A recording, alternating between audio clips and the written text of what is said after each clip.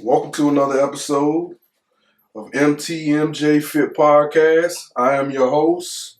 I am your motivator and your personal trainer. We're back with another episode. Oh my God. I don't got my Apple Watch no more, y'all. Hey, this is the first workout today without my Apple Watch. Don't worry. A new one is coming soon. But Jesus Christ, dog. No. Not having an Apple Watch sucks. Oh man, we got a serious echo, whatever. This is going to be a good episode. As you can see, I'm going to pick you back off of episode 19. This is going to be episode 20. Boom, you get 2 podcasts this week. Oh my God. Oh my God, I'm feeling better today. Episode 19, I wasn't feeling so good, so we did not include video for YouTube, but we back with episode 20 of season 2. The use of the N-word. That was the last episode. Use of the N-word, man. Look. But anyway, we're going to get into this episode. Let's go. Thank you for listening to episode 20.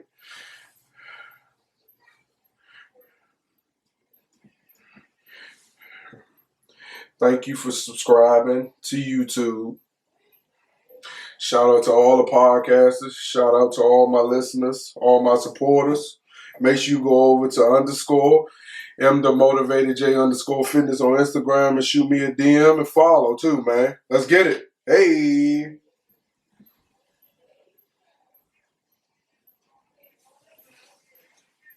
Whoa.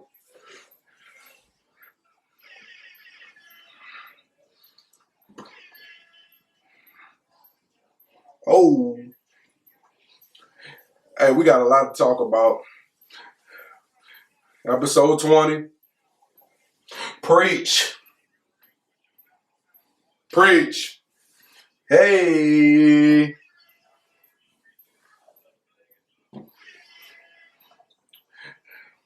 Oh.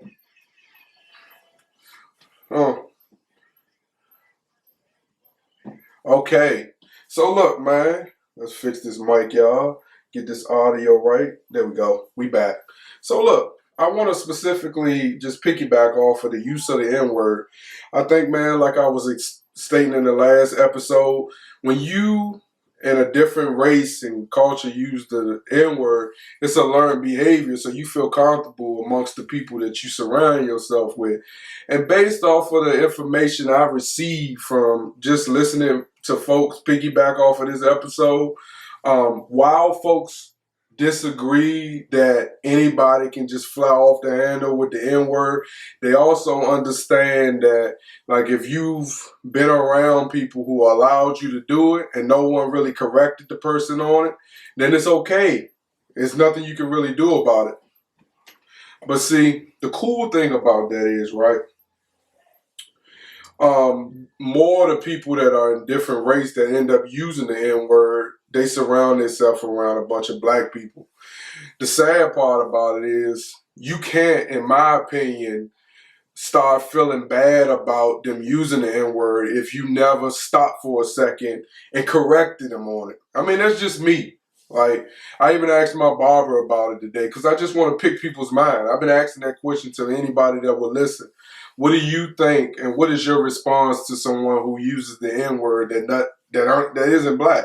Because for me, when I use the word N nigga, I think it's all about the direction. How is it directed towards me? Is it directed towards me in a racial way? That's when you have a problem. I know we shouldn't just let it fly, but in certain situations, man, you just gotta go with the punches with it, man. If you especially if you're not gonna correct the person on it. Let's get it.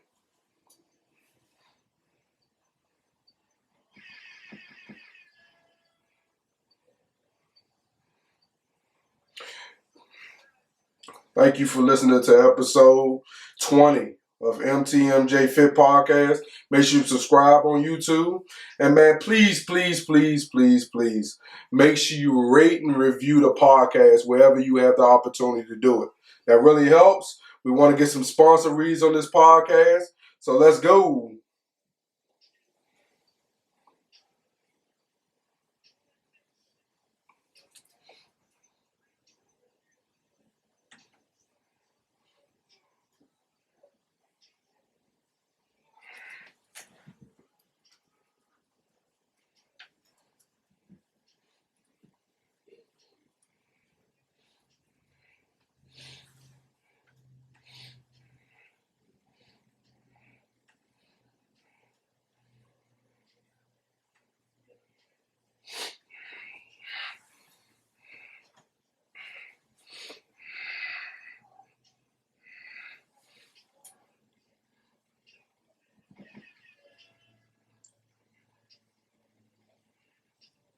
So look, you know, in this podcast, I like to talk about what I like to talk about. But I thought this was interesting because a few weeks ago, I was listening to the education director on the Breakfast Club, and one of the questions was brought up, a promise that Biden made while he was running for election to erase a lot of the student loan debt. So here's another one, right? Education Department erases $450 million in student loan debts for 16,000 borrowers. Boy, I wish I had student loans. Because if I knew that I didn't get the job that I went to school for, and I had loans that just was outside of what I was earning per year, I would want this forgived, right? And I think that was the biggest thing. And I read the story, and that's exactly what happened. If you went to school and the field that you went into, you're not getting the job and the finances that were directed towards that job, they are going to, forgive your loan. But I think we also got to use common sense, man. You got to pay attention to the direction of the world. So when you go to school, now because social media is so journalistic and breaking news happens on Twitter, a lot of the fields that require like journalists and news media members to be, they are being obsolete. So you can kind of like self-employ yourself and do that job. That might not necessarily be something you might want to get your degree in. You feel me? So I think it's cool, man. Like I hope, those who had debt and they didn't necessarily get their monies, man, you will get it. You'll get this. See, so far, they've identified about 1,800 borrowers who will be eligible for more than $71 million in discharge because they relied upon devised misrepresentation in deciding to enroll. The number of borrowers who qualify to discharge is expected to grow as the department continues to review the outstanding claims for former students. All borrowers with approved claims will receive. Oh, man. Y'all, don't call me while I'm recording. Yeah, man. So, students count on their colleges to be truthful. And that's true, man. Like Howard, for instance, I know several people that went to Howard based off of the STEAM and the aura and all this other good stuff. And then they got there and found out a whole new story. And you saw it going through the last year from rodents to this to that. Hey, Alex. Hi. Okay, get out. Close the door. Bye. Come on, get. I'm almost finished. Bye. Put your head away. You're messing up a record. You said what? We're about to play with Ronald outside. Okay, baby. No, look outside. All right, baby. No, Love you. Love you. But yeah, man, so unfortunately, there were a lot of people that weren't truthful. They just got people to take their money. So, it's crazy.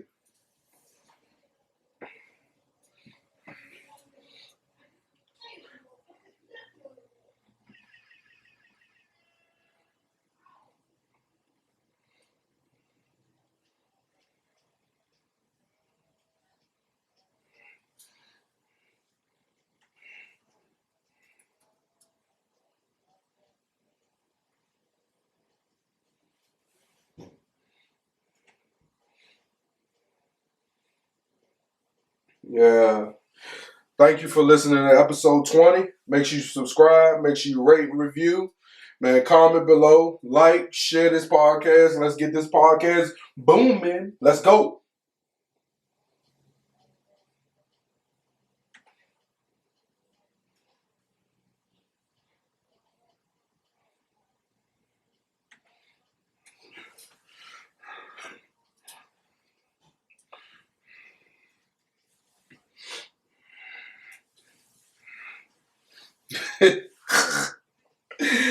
I noticed y'all notice this music is directed to each topic. So I hope you're feeling the vibes. Oh, man.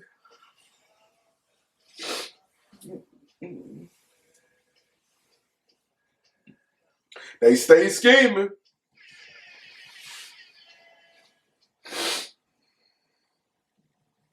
Man.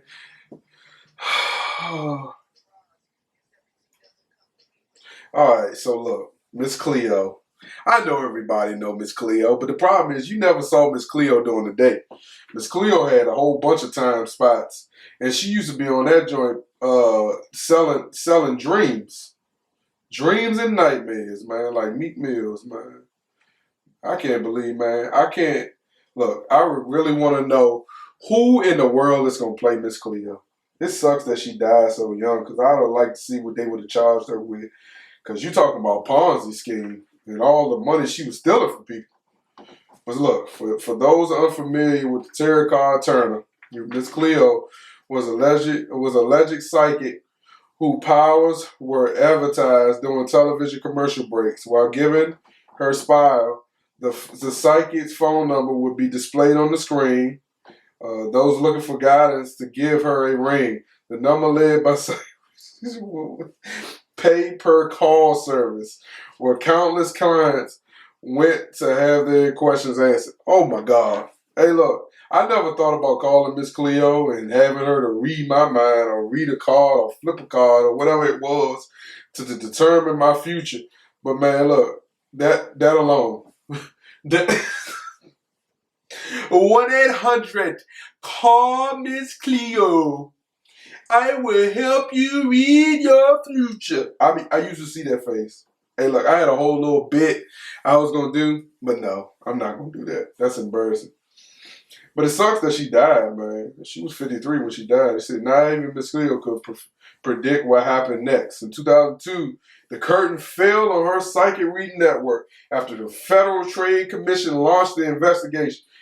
The network and its owners were charged with deceptive advertising, billing, and collection practices, sniffing out the candles surrounding Miss Cleo's reign.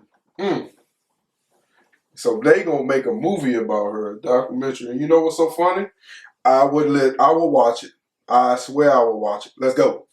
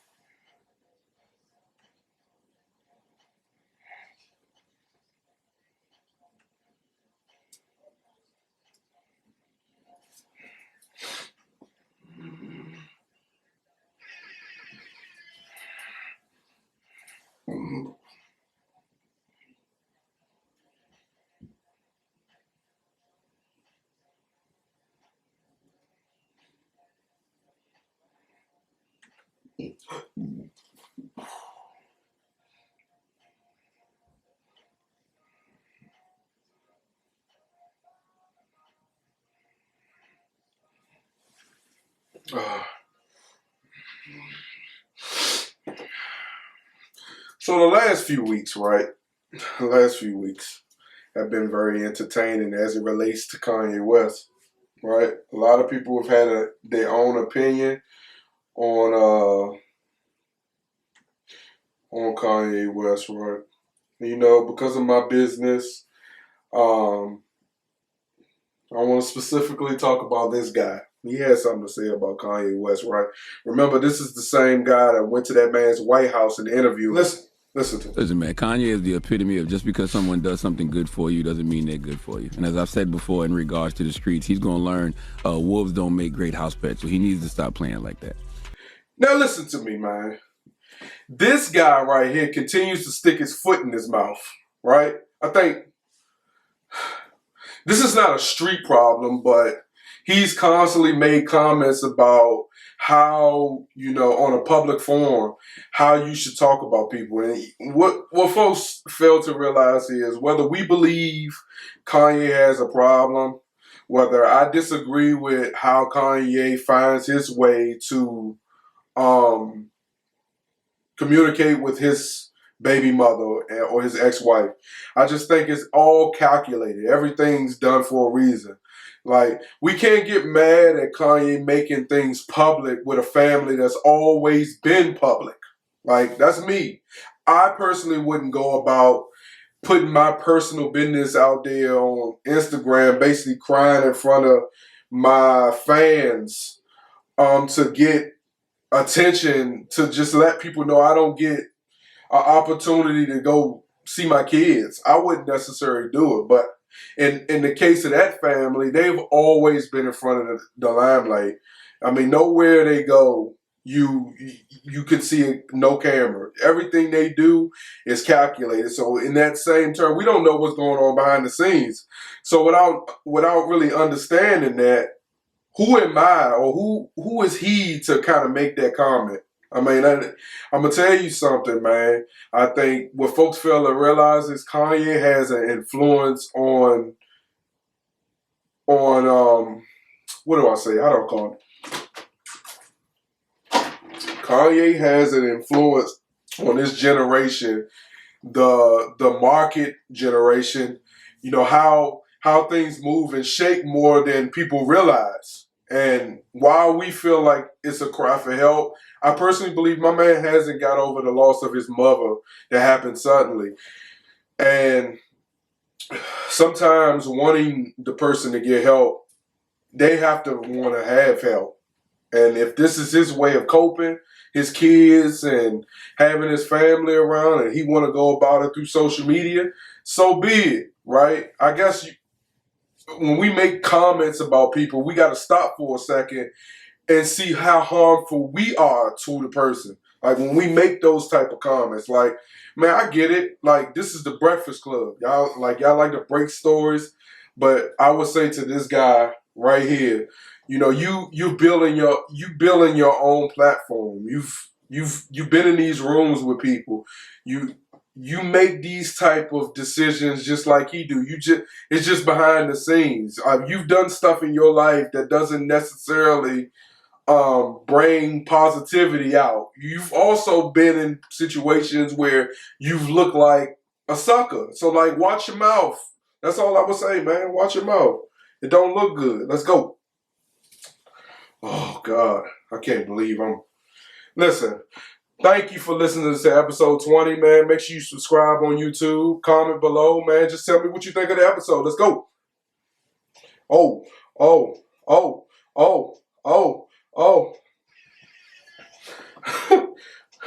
My wife gonna laugh, and she gonna laugh at this part.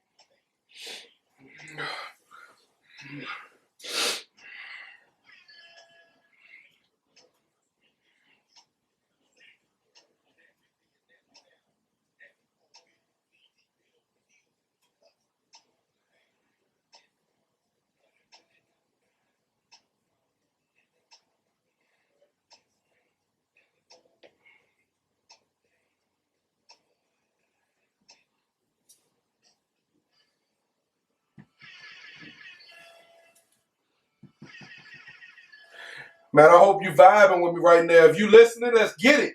Hey! Oh.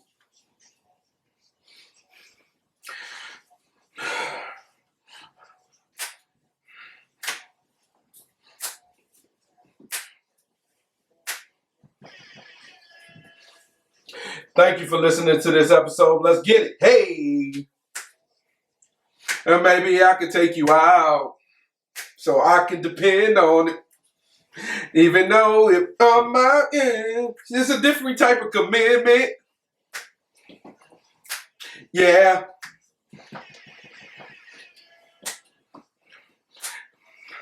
It would be fly if you were my B.U.D.Y. Don't be shy. Give it a try.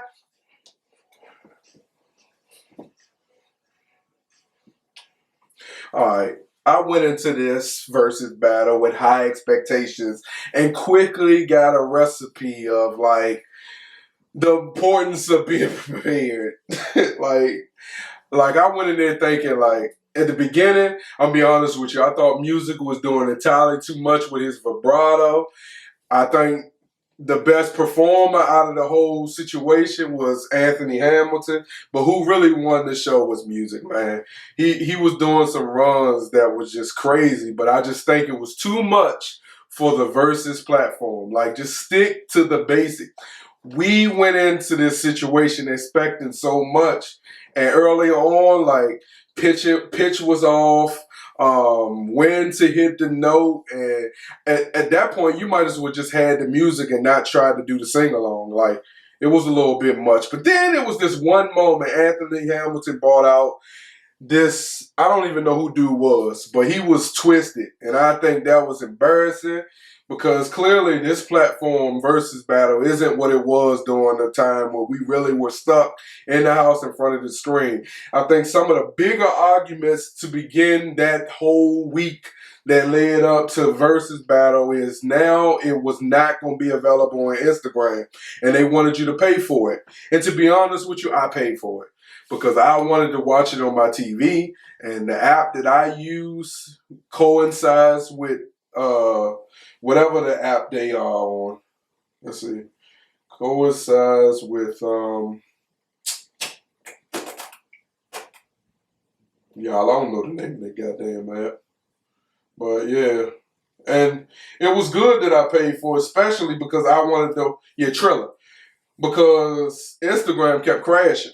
And every time I got on Instagram, it seemed like it was down and then it was up. So it looks like I made a great investment. I just think I do see versus getting a little difficult, y'all. And when you, as a business person, right, when you make that investment, the idea is to come out on the green. Like, not come out on the red. And to be honest with you, I think the payout now is getting a little bit more extreme for the level of preparation these artists are actually putting into it. And I think that's what's making it a little difficult. Because the bigger the artist, the bigger the bag. The bigger the bag, the more that you debby down your consumer. Because, like, you're asking them, you're now telling them to do something that they didn't necessarily have to do at first. And I think that's the struggle, because the moment they told people that it wasn't going to be available on Instagram, folks was like, screw it, right? I'm not about to watch it. And I heard that from a lot of people. Everybody I went to that I talked about it, because those are two artists, man, I grew up listening to. So when I knew about it, I knew I was going to make that investment. And promise you, leading up to that day, I had heard from nobody it wasn't going to be available on Instagram, because I honestly hadn't watched it on Instagram in like the last 2 or 3 verses. There were some I was excited about, and then there were some I just didn't care about. But the ones that I've watched over the past months has been on TV. So I really didn't know until I went to pull that app up this one time, and they asked me to pay $2.99. And I was like, there was no question. You know what I mean? $2.99 to get 2 amazing artists I thought I was getting, you know, but at the end of the day, I enjoyed the show. I just think preparation and the Verzuz network might be coming to an end. You feel me? Because the world is open. Concerts are open. Maybe they got, you got to sell something else to these artists where you don't have to pay them this big bag. Like how the Super Bowl does. Like, you perform at the Super Bowl, you get them streaming numbers go high as hell after that. Like, I think Anthony Hamilton may have put out a project not too long ago. I don't think Musiq had, but I think guys like Anthony Hamilton, he benefited off of the verses, man, because he got to coincide his new album probably with the merchandise. And as a business owner and a person that pay attention to numbers, I can see why, like, there's some pros and cons towards the direction of the verses.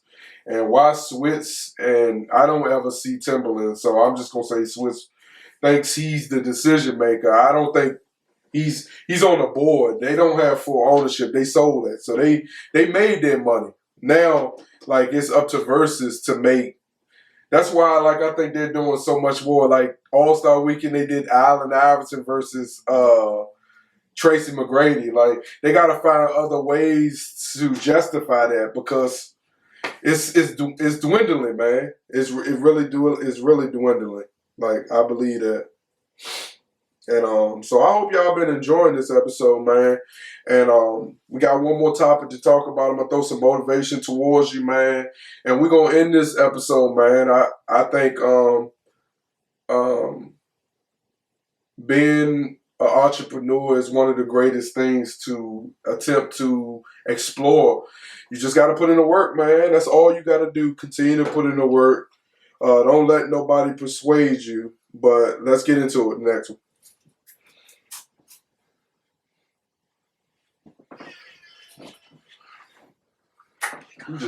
We are going. Oh, okay.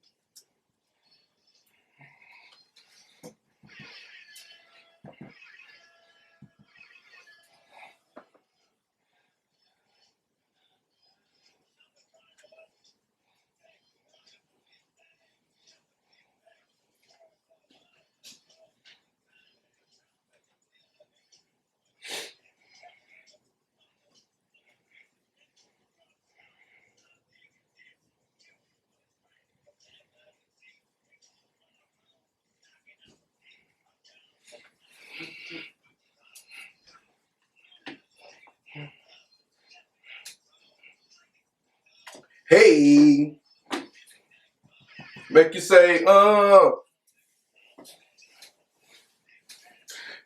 vibes, na na na na.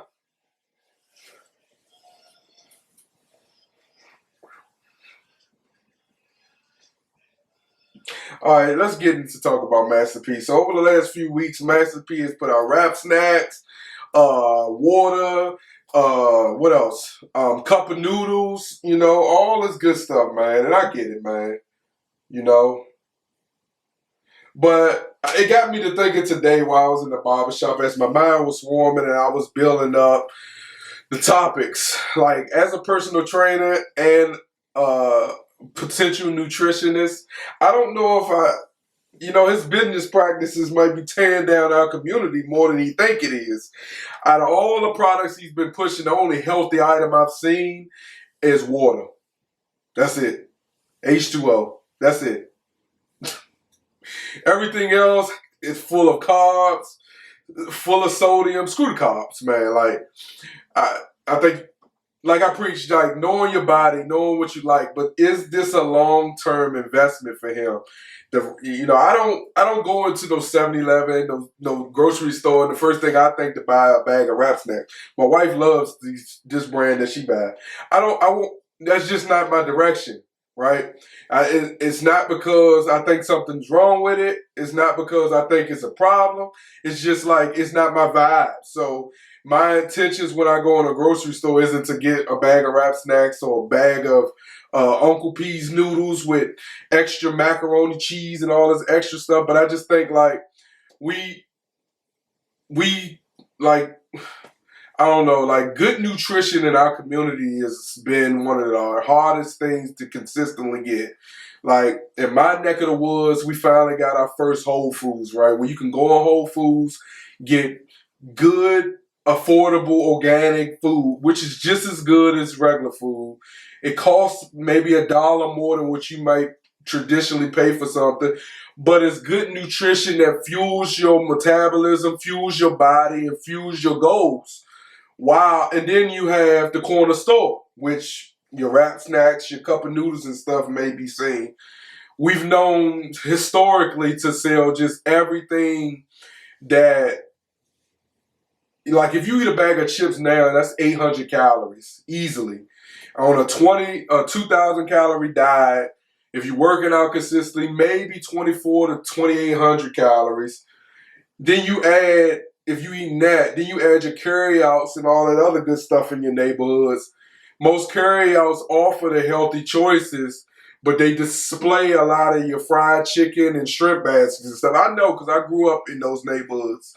And I just think, while Master P is pushing the narrative that, man, I'm right here in your hood. Exactly. Like, you're going to find those type of things in your hood, but I don't necessarily think that's the most positive business. And I'm sure he's not finished. I think Master P has been known to be one of the best guys, but when we preaching about how the other culture that I guess we consistently in a fight against is treating us, and we do the same thing to our own people, it's kind of counterproductive. It's not productive, man. So like the positivity narrative behind positive nutrition, man, like you just gotta also teach people, man, like make sure you eating good because he's rich, and I promise you, he's not sitting back eating wrap snacks every day, or like he's not drinking Kool-Aid juices full of sugar every day.